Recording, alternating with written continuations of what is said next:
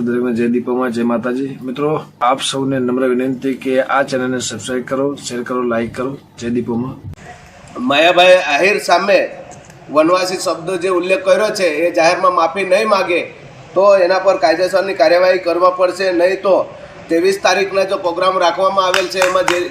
જે પણ ઉગ્ર આંદોલન થશે એની તમામ જવાબદારી એ સરકાર તંત્ર। સ્વાગત છે મિત્રો તમારું આ વિડીયોમાં। મિત્રો હાલ ગુજરાતમાં માયાભાઈ આહિર અને આદિવાસી સમાજનો વિવાદ જોવા મળી રહ્યો છે અને આ વિવાદમાં આદિવાસી સમાજની ટિપ્પણી કરવામાં આવી રહી છે માયાભાઈ આહિર દ્વારા। અને માયાભાઈ આહિર દ્વારા એક વિડીયો આમંત્રણ બનાવવામાં આવ્યો હતો અને તે વિડીયોમાં આદિવાસીઓને મારા વાલા વનવાસીઓ એવો શબ્દ વાપરવામાં આવ્યો હતો અને તે શબ્દને લઈને આદિવાસી સમાજ ખૂબ જ ગુસ્સે થયો છે અને રોષે ભરાયા હતા અને તેના સાથે જ આદિવાસી સમાજે કલેક્ટર કચેરીમાં આવેદનપત્ર આપવામાં આવ્યો છે અને ત્યારબાદ આ આદિવાસી સમાજ દ્વારા કલેક્ટર ઓફિસની બહાર એક વિડીયો બનાવવામાં આવ્યો છે અને આ વિડીયોમાં આદિવાસી સમાજના લોકો શું કહી રહ્યા છે તે તમે આગળ વિડીયોમાં જુઓ અને વિડીયો સારો લાગ્યો હોય તો વિડીયોને લાઇક કરો, શેર કરો અને ચેનલને સબસ્ક્રાઈબ કરવાનું ભૂલતા નહીં મિત્રો। હવે તમે જુઓ આખો વિડીયો। આવેદનપત્ર આપ્યું છે વિષયમાં લોક કલાકાર માયાભાઈ આહિર દ્વારા વનવાસી શબ્દોને ઉલ્લેખ કરવામાં આવ્યો છે। ટૂંક સમયમાં 23 તારીખના દિવસે વઘઈ જિલ્લા કેમ્પ સાઇટમાં જે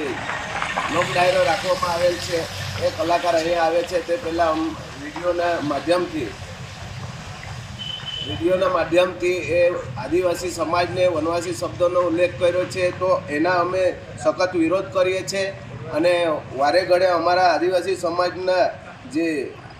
સમાજને વિશે ઘણા આવા કલાકારો બોલે છે। અગાઉ પણ રાજભા ગઢવી દ્વારા પણ આવી ટિપ્પણી કરવામાં આવી હતી ડાંગ વિશે અને